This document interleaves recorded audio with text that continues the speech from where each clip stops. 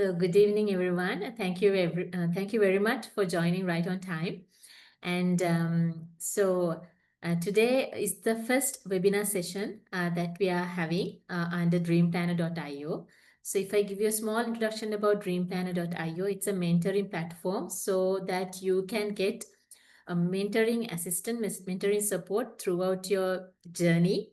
No matter what, if you're an entrepreneur, if you're a person who really like to build something of your own, or if you are an employee, even if you are an undergraduate who really like to see what are the other opportunities and avenues that you have.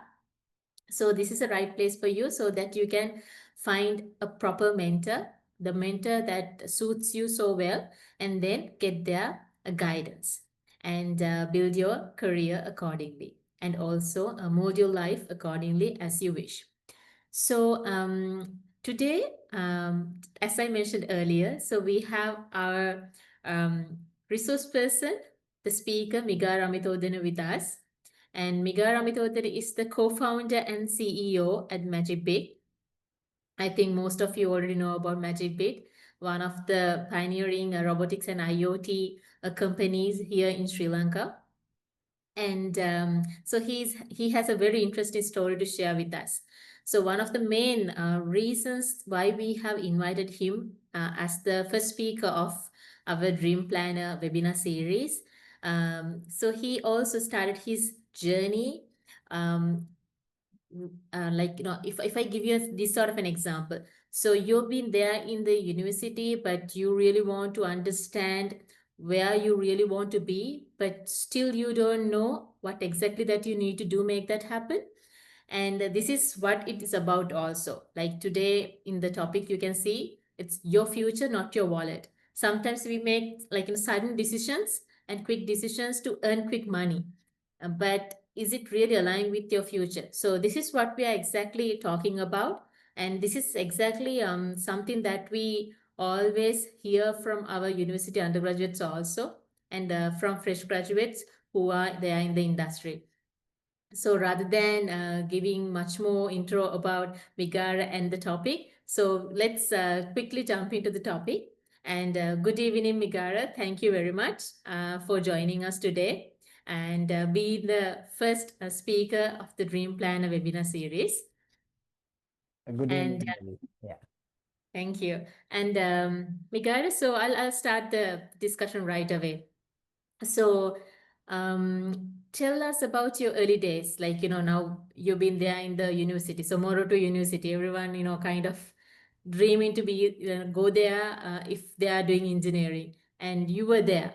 But even before that, during school days, like, do you always wanted to become entrepreneur? Like, back in those days, did you always wanted to become an entrepreneur? Did you have that sort of a vision? Not particularly, actually. Now, in the school days, I think as any normal boy would do, I think our goals actually shift with the timeline. Basically, now when somebody asks the students in grade 1 or 2, I think half of the classroom wants to become doctors, right? But actually, now what I realize is now with the life experiences and from what we see, we try to figure out, even I try to figure out what I really love to do. And I actually like the technology and about the IT field.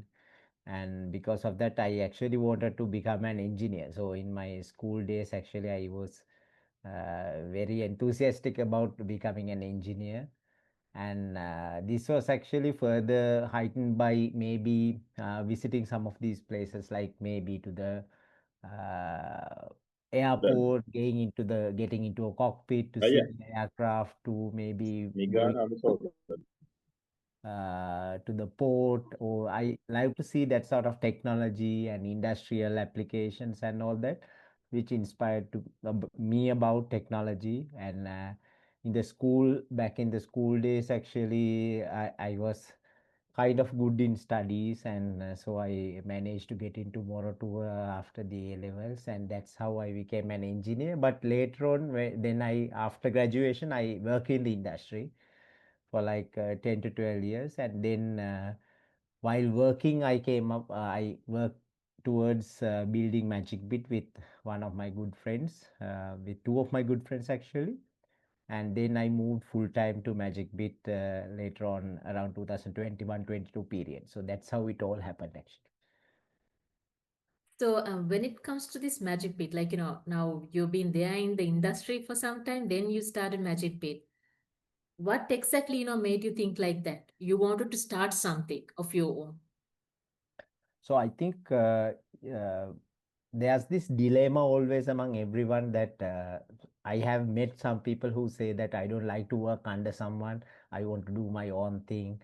Or some people think that working for a company is not a good thing. You should always find a way to build a company. But I think these are all kind of misconceptions, as I believe, because it's kind of relative from person to person. Even for me, I personally believe that being an entrepreneur or building a company is actually not everyone's cup of tea. On the other hand, the only way to become rich or to have a good wealth is becoming an entrepreneur is also not true, because from the industry, I know many people who have actually created. Now wealth could be relative.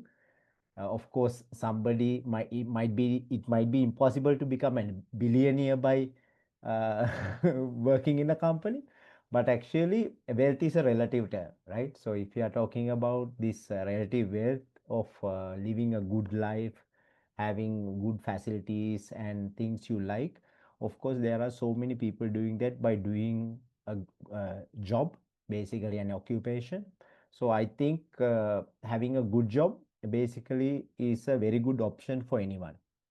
On the other hand, when you are doing any occupation or a job, I believe that many people flock towards industries or areas where they can actually make more money. I think that is where it all goes wrong. Even to the entrepreneurship, if somebody is actually coming with the whole objective of just making money and getting a bunch of money out of it, that is where it all goes wrong or goes south, I believe. Because I think what we have to figure out is, especially young people or even people in our age, so we have to work for another, if you are actually 25 years, you have to work for another good 35 to 30 years, right? So you have to figure out something which you can do in long term. And if you are doing it in long term, you should do something you love so you can do it for a long time. So that is why I believe studying an area you like, you have a good talent in, you prefer, is very important. So even for me, since I loved engineering, it actually worked out for me. I never regret that I work in the industry, because even in the industry, I gathered good experience and I had good friends and I was able to experience the corporate culture, and it was a good period in my life. And with that experience, actually, when we have and when I was working in the industry, we now, like everyone, I think we also had couple of ideas, so we actually work on it. We wanted to make some more money as well. So, and we actually tested it out while working in the industry. And since it actually worked well only, we actually invested our time full into this one and become entrepreneurs. So it's kind of a calculated risk from our end. But definitely we started this one because we loved this idea of education, because we had doing something for the next generation, because we were married.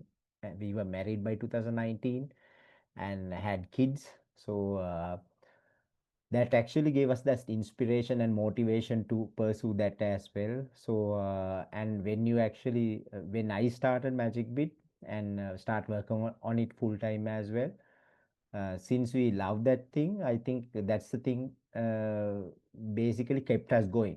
On the other hand, which actually helped me to take that key decision where I actually have to do something on my own or to build something, is I did it not with the objective of uh, maybe quitting a job or because I don't like my job. I actually like my job a lot and I enjoyed my corporate life a lot and I got good benefits out of it. But I think uh, when we actually want to create something and if you see a good progress there, and if and I believe that we can do more impact with this, and that's why I wanted to pursue it as something full time. So it all comes to the point what actually you want to do in life and what you like doing in your life, and how you can create impact and how you want the society and everyone to see you and the work you do. So that is my take on that pivotal moment in my life. Thank you very much, Migara, for sharing that. So I want to ask this question. Now, in our audience, we have entrepreneurs, like the people who really like to become entrepreneurs, and also the people who really like to explore their career opportunities, not just, entrepreneurs, even as employees, because that is also another avenue that we are kind of, like actively looking to. So now when I was in the university, I didn't have this mindset like, creating this impact or, making this world a better place. The next thing that I had in my mind was, how to find a proper job, like, great job that I really like, that I enjoy, and also, have good money. So didn't you go through that sort of a experience when you were there in the Morato University? Because I know as a fact, especially when it comes to Morato University, when you graduate, you will get a lot of job opportunities. So back in those days, it's quite different than this right now at the moment.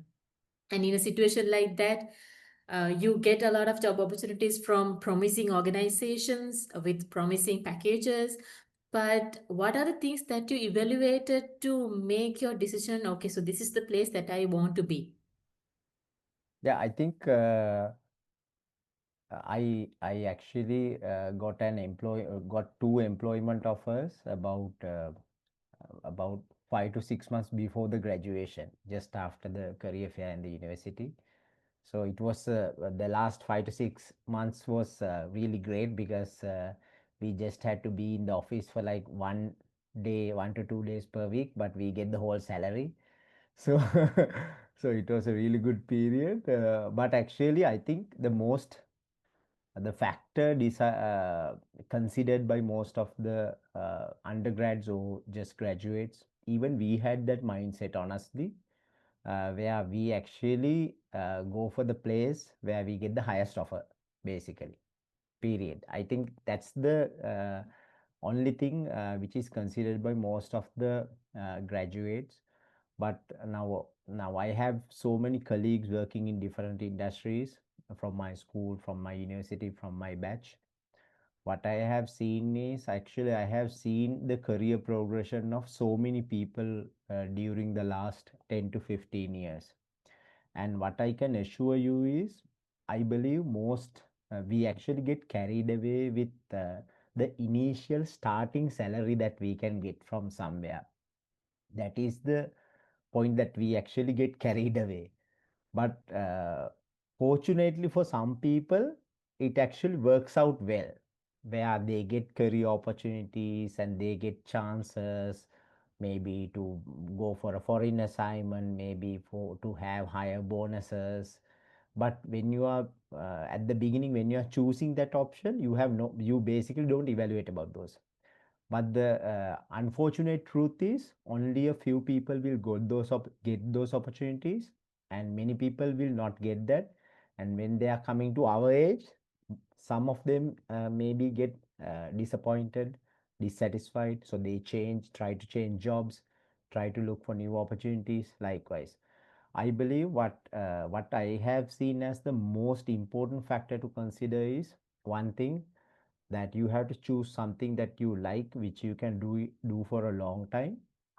And the second thing would be, which area, which company, which particular sector you like have the most career prospect in future, which means where you can actually do something, you can actually deliver some results, you can actually contribute to an organization, you can contribute to the country or to whatever the thing, right?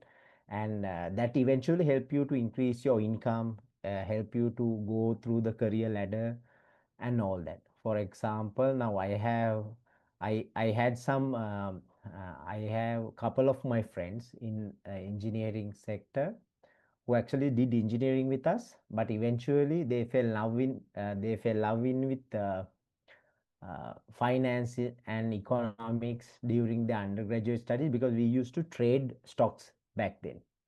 So what they did was they did masters in finance, and one of the guys actually went to a bank and became a VP in that bank in the investment banking sector.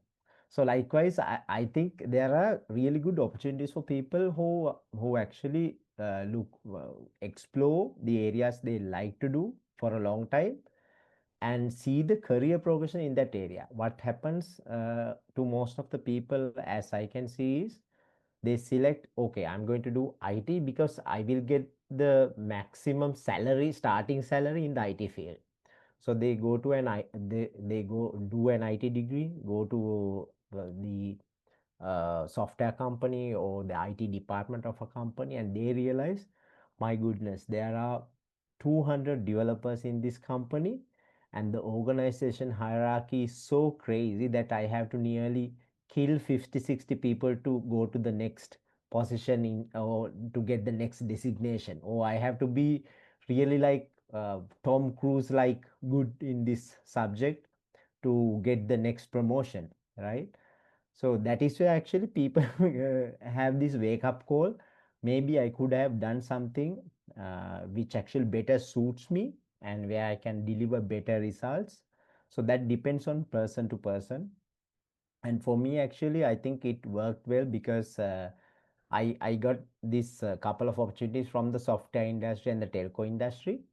Now, since I did electronics and telecommunication engineering, I wanted to actually work in the telco sector. So I actually went to work for a telco company, which gave me good experience. I work in two companies, and I think one of the stories I can share with all of you is.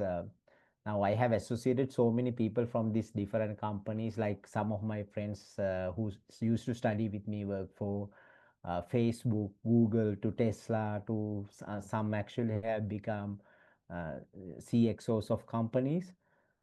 So one of the questions I have asked from one of the inputs I have got from all of these people is actually, if you actually do what you love, you can reach your highest potential earning whatever the amount you want, basically. That is one thing. And another thing is, what I have seen or learned from people who have gone through the career progression very well is, for example, one of my former bosses who used to be one of the CEOs of a local company.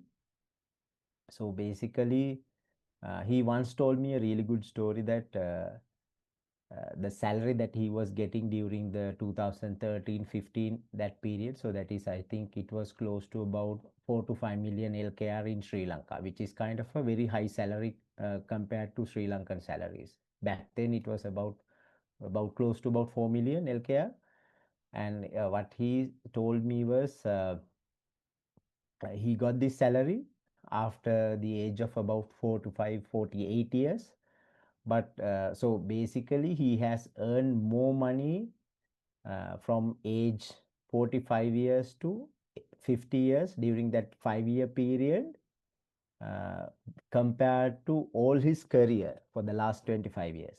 But what he told me was, he was actually, his character, his experience, his decision making, everything was built during those 25 years. Now, without those 25 years, he will never become that CEO who will earn that much of money or do that sort of work. So it's actually true to anyone who's actually leading a company or maybe doing something impactful. So what we have to realize is, everyone who sees as idols today, so they have come there with some experience and they have really worked hard for it, and they have delivered the results at every scale, even as a junior, even as a mid-career person, even as a senior person. I think that's how it works in every industry, especially if you are talking about jobs or career opportunities. Yeah, that totally makes sense. And I totally agree with what you said, Migara. Like, I remember when I started my initial job. So I've been there for 11 years, actually. But like you mentioned, so the competition is high. That you have to work so hard to get into the next level. And at the same time, when you kind of, stay there for some time, you realize if that is not the path that you really want to continue, you know that as a fact that this is not where you want to settle. Like when you go home, when you think about it, you see that, every single day you are kind of, going through a routine job, and it doesn't make you kind of, so excited. So is this where you want to settle in? And like, do you really want to do something new? But at a certain point in my life, even though I felt like this is not where I want to settle in, I didn't know what exactly that I needed to do next. So, have you gone through something like this? Because at that moment, some of my mentors helped me a lot, guided me through that process.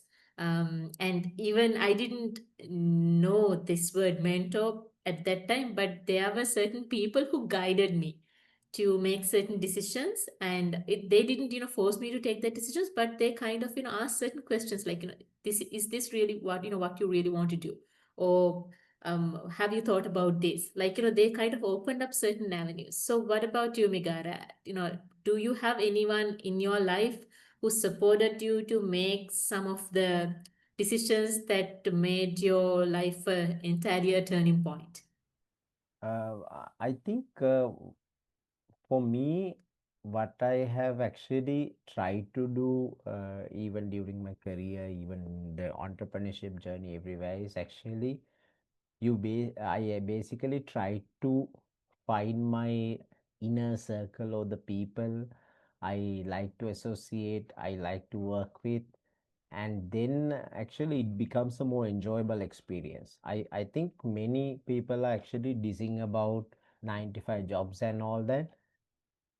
To tell you honestly, there's this comparison by everyone that maybe even my friends who are doing jobs basically sometimes ask me, hey, doing your own thing is quite easy, right? So you have the flexibility to do something on your own, and you can manage your own time, so you don't have to stick to 9 to 5 or anything like that. But honestly, it's more harder than doing a 9 to 5 job. And even when I was doing a 9 to 5 job, I personally don't think it's a bad thing, because doing a 9 to 5 job is also maybe for some people, or at the beginning of our career, it's all about confining ourselves to these working hours, work in the best possible way during that period and all that.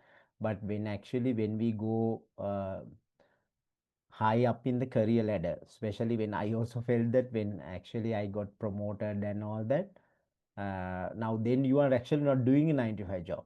Basically, you have to answer all the calls even after the uh, office hours, or maybe in the weekends, or even when you are in vacation, you have to basically.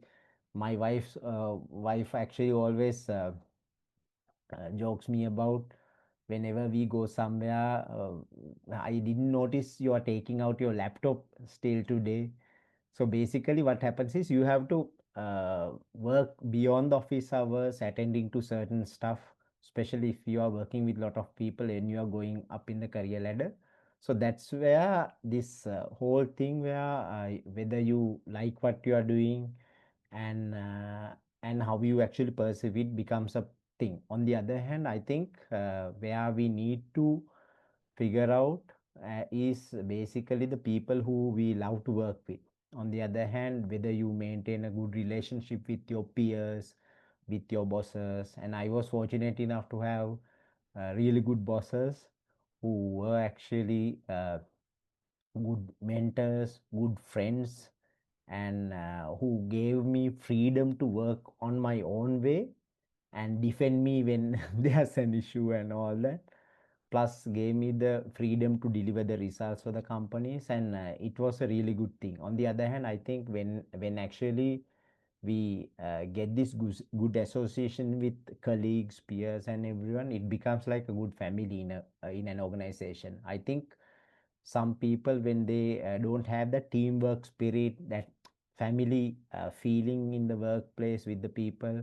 So basically people go on when you how you can observe this is if they're actually going on trips, if they're going on foreign tours together, if they're actually having weekly dinners, monthly lunch outs or dinner outs and all that, you can pretty much see that you can't brute force and do that in an office environment, right? So basically that appears when that synchronization was there. I think that is an environment that you when you are going to for a job, you have to try to create, so you can actually enjoy more on working. On the other hand, then actually you will have more people who are experienced than you, sharing their experiences with you, sharing their advices, giving very sincere advice to you. I think that sort of building relationships in an organization matters the most when it comes to getting advices, because then the advices will be more genuine, more relevant, and more sincere.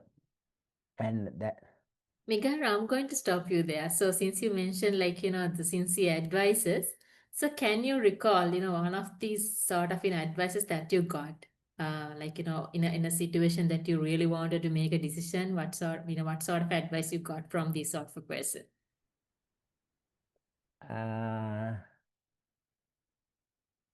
I'm keeping you on the spot actually, because I really want to understand how things so have changed in your life.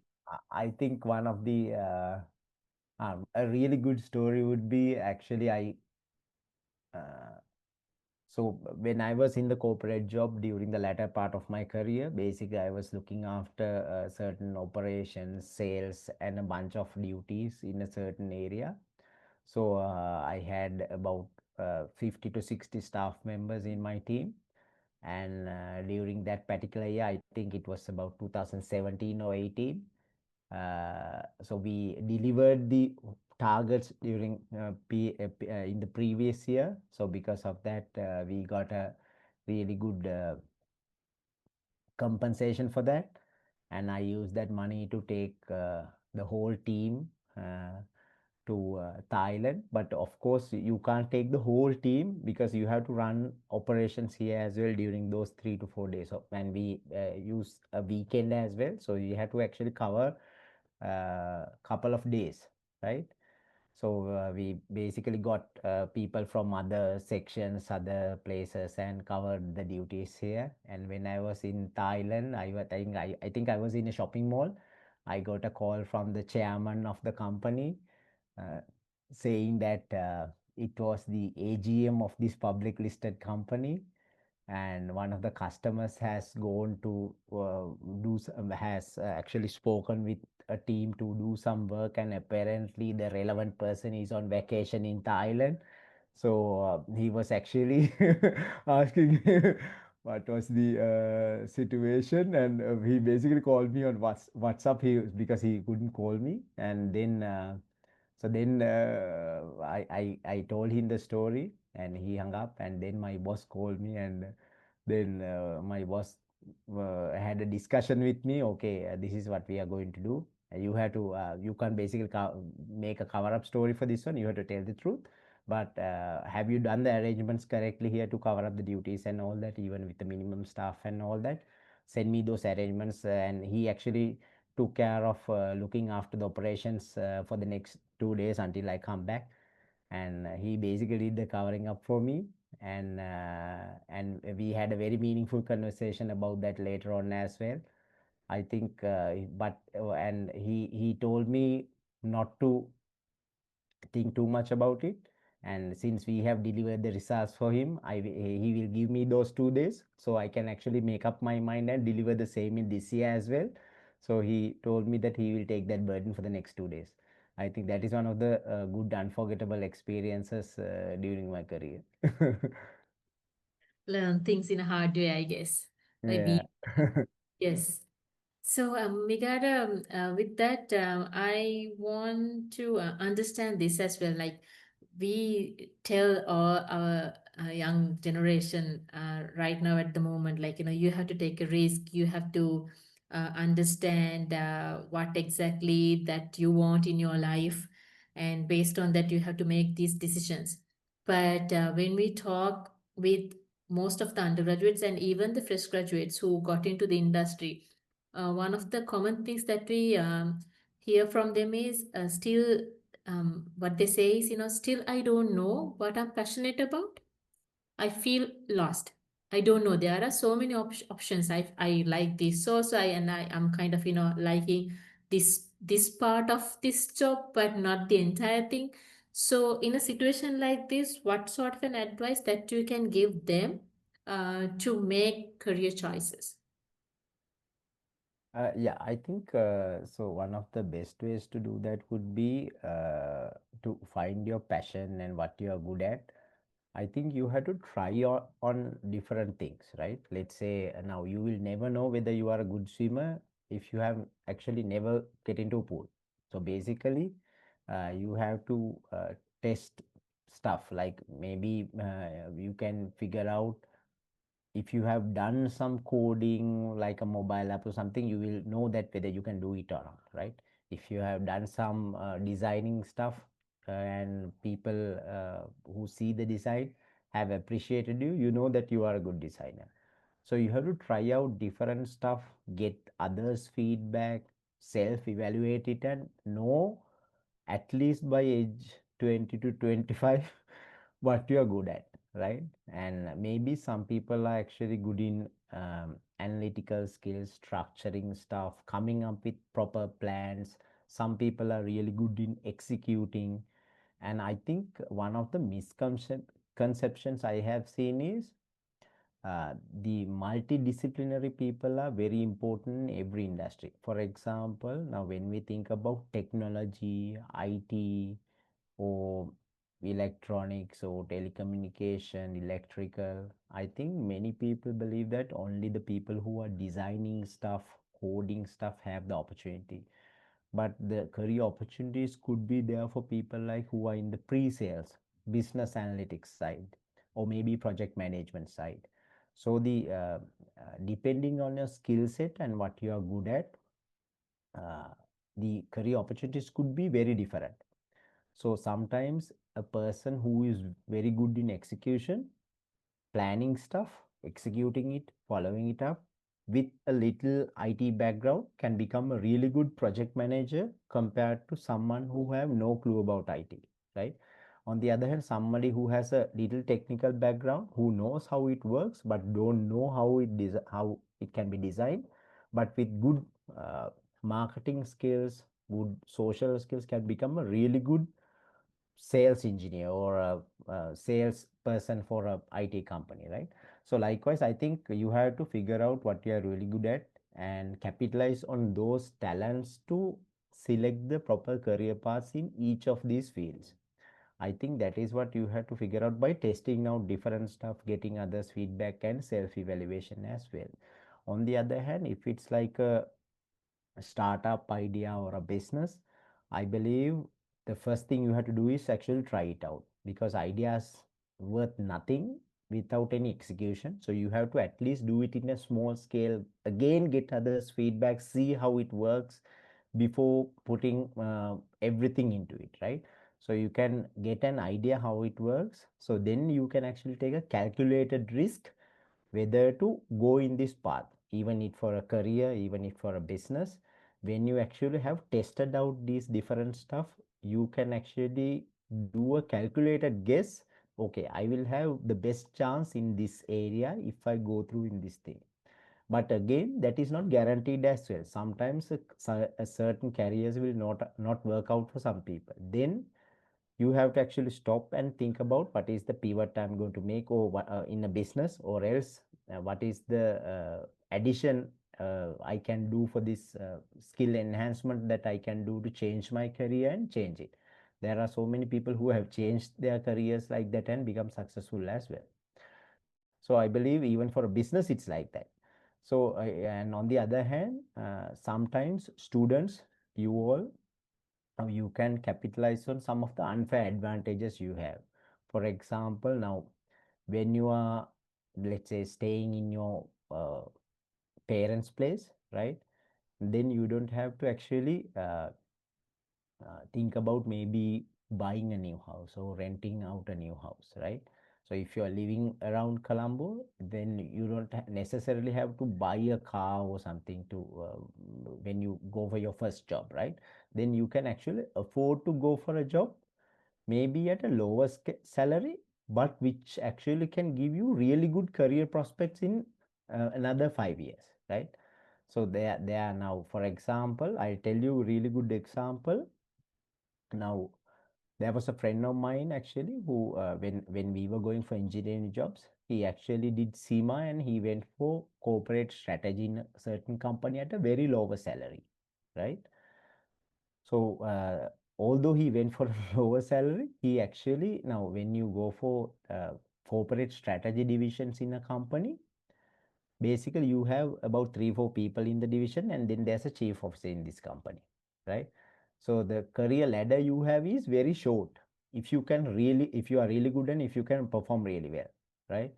And likewise, so he actually went in the corporate ladder very fast and had really good benefits compared to anyone during the next 5 years, though he actually went for a lower salary, and he actually trusted his skills and the career opportunity he can have there. I think that is the point a early career person have to bet.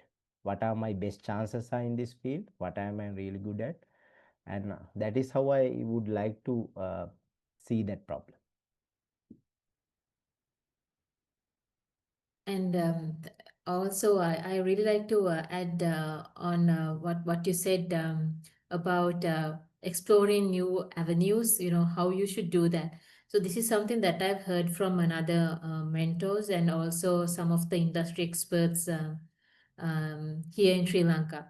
So one thing is when you really want to understand what you really good at, and also if you really want to make certain choices, again you have to try that out and see.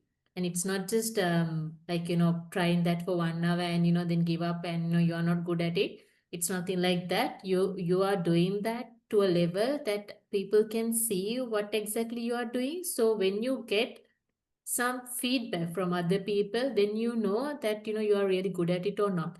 Like for an example, if you're doing something, maybe a small artwork or social media campaign, or it can be a small development part that you do in your IT company, or even when you are in the university. Or it can be like public speaking, like communication, like comparing. When you go out and do something, and at the same time if you get feedback from other people saying, hey, you have done a good job, I really like this part that you have done. And when you're hearing this appreciation, you kind of get to realize that this is one of the areas that I'm passionate about, because this passion comes with this appreciation sometimes. When people appreciate, then you realize, okay, so this is somewhat that I can try out.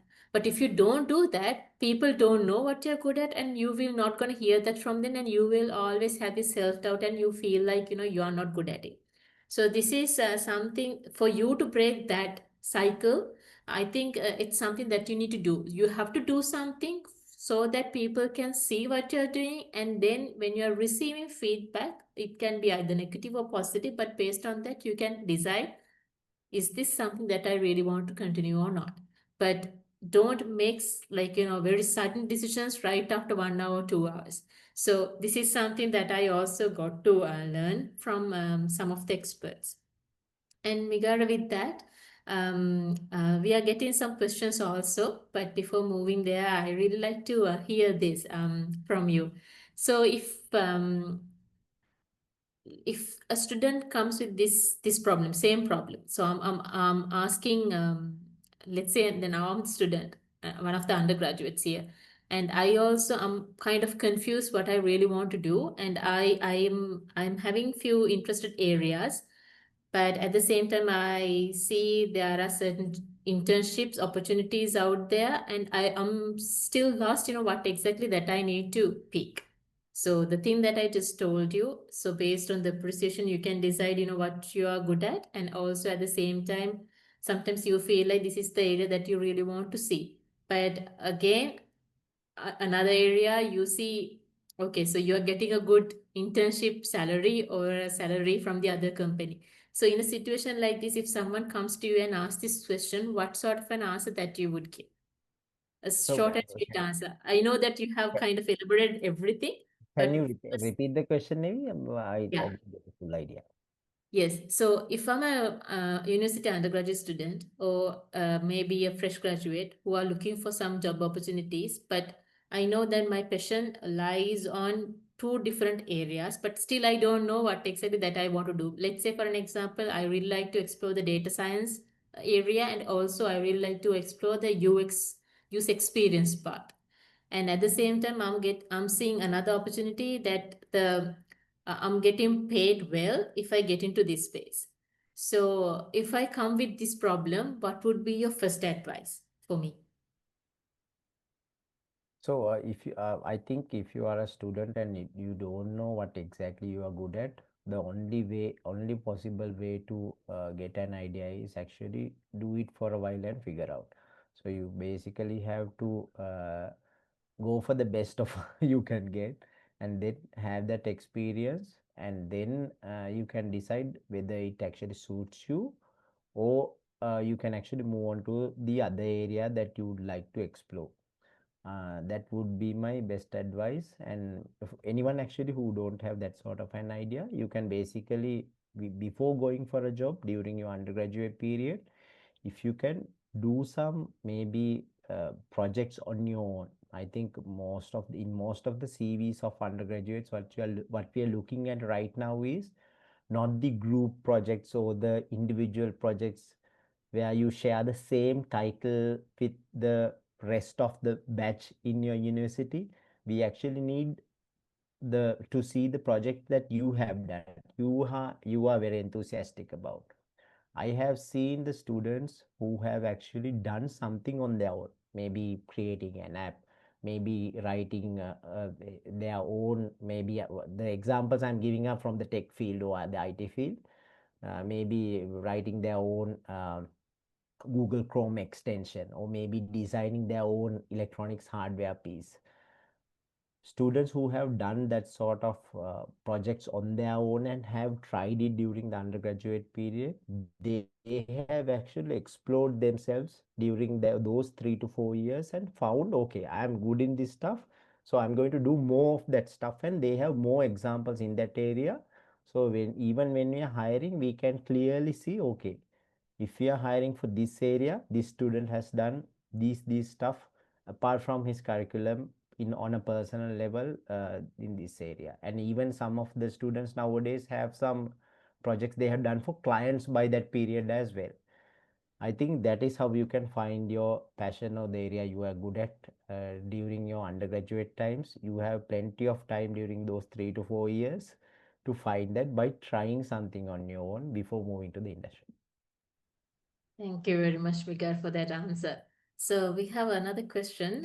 So when we have a startup idea, is it better to focus on it full time from the beginning, or is it wiser to keep our job and work on the startup part time until the idea is validated?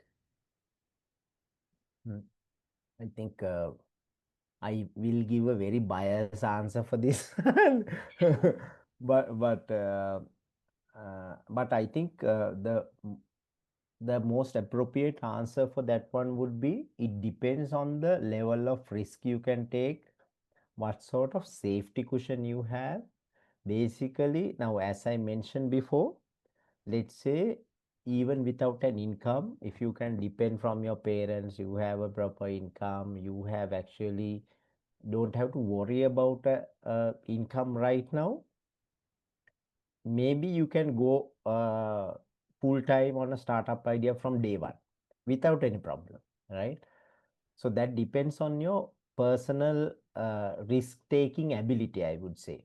So that actually depends from person to person.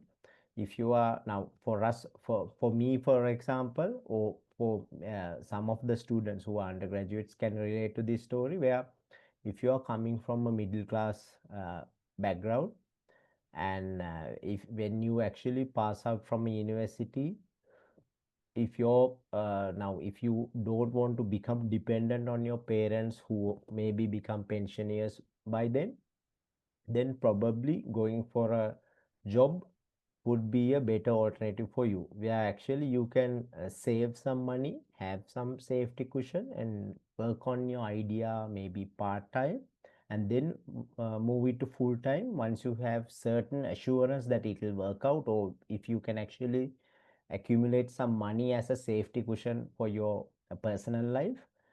So both these options are available.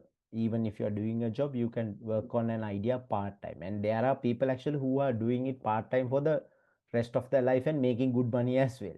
So doing whether full-time or part-time or going all in from day zero depends on your risk-taking ability, on my opinion. And I think you have to calculate the risk properly and do it. Otherwise, uh, but I believe that when you are young, really young, you can have that ability to take the risk. So that is why everyone say if you are failing, fail fast and move on, right? So that would be my answer. Yeah, that totally makes sense. And also, when it comes to the risk, you have to understand up to which level that you can, take the risk also, just like Migara mentioned. And also sometimes, so some people are willing to take this risk, like, without even having 3 meals per day. Like, they are kind of, cutting it down to 1 meal and to save money and, kind of invest on the startup. So if you are willing to, get into that level and, work on it, that's one thing. And if you are not, ready to sacrifice up to that level, then you have to deal with certain level of, I think, kind of, you have to get into a certain level of a settlement in your life as well. And to answer your question in another way, so since you ask about this idea is validated, so when you're working a part-time, also you can do certain things for you to get the idea validated. So it's not about, like, when you have a product, for you to get that validated, that is one thing. When you have an idea, there are certain homework that you can do while you're working. So I think that is also important. So you might have to work another 1 or 2 hours or maybe 4 hours per day to understand what sort of a market it has, the competitors, the landscape, and how the market trends are changing right now at the moment. Then with that, you can even validate the idea, and especially when you are in a area that you can try this out by talking to people, understanding their sentiments, then you can simply validate that idea while you're working also. But in my case, so working a part-time in the startup never worked for me. So that depends on person to person. So I actually quit my job and I started doing this full time because I couldn't focus on my startup when I was working, because I was giving my main priority to the job. When you get a request, you can't just ignore it because you have to perform there so well. So it didn't work for me so well. So in that case, I quit my job and started focusing on the startup full time. So we are getting a few more questions, Migara, but we are running out of time. So in that case, what we can do is, if you really want to get connected with Migara, so this is the simple thing that you can do. So you can log into dreamplanner.io and you can book a time slot with Migara and get his mentoring support and assistance. And he will be there to guide you and assist you through, especially in this area, in the area of entrepreneurship. And also, if you are a person who are really passionate about robotics and IoT, and with his experience, there are so many other things apart from entrepreneurship. So even when you are raising funds, what are the things that you can do? Because he's a person who raise funds for his organization as well. So he's a go-to person for you to get more information about all these things, and also as a mentor. And also, if you have any other questions, and if you feel like, so these are the things that we need to discuss through this webinar series, you can always drop us an email and contact me through WhatsApp. And we are trying our best to provide all these information through this webinar series. So with that, Migara, thank you very much for sharing your experience with us today. It's so insightful. And so this is our first webinar, a session of the Dreamplanner.io. So we are planning to do this more often. And everyone who joined here today, thank you very much for joining. And you will hear from us more often about our webinar series. And we are bringing different set of people with different calibers. So the research publication, public speaking, and also the people who are in the corporates in the CXO level. So the main intention of us to give this exposure to you and give you direct access to talk to these people. So let's stay in touch with us. I hope that you got something out of it, something valuable out of it. And with that, I'm going to conclude this session. So have a good night.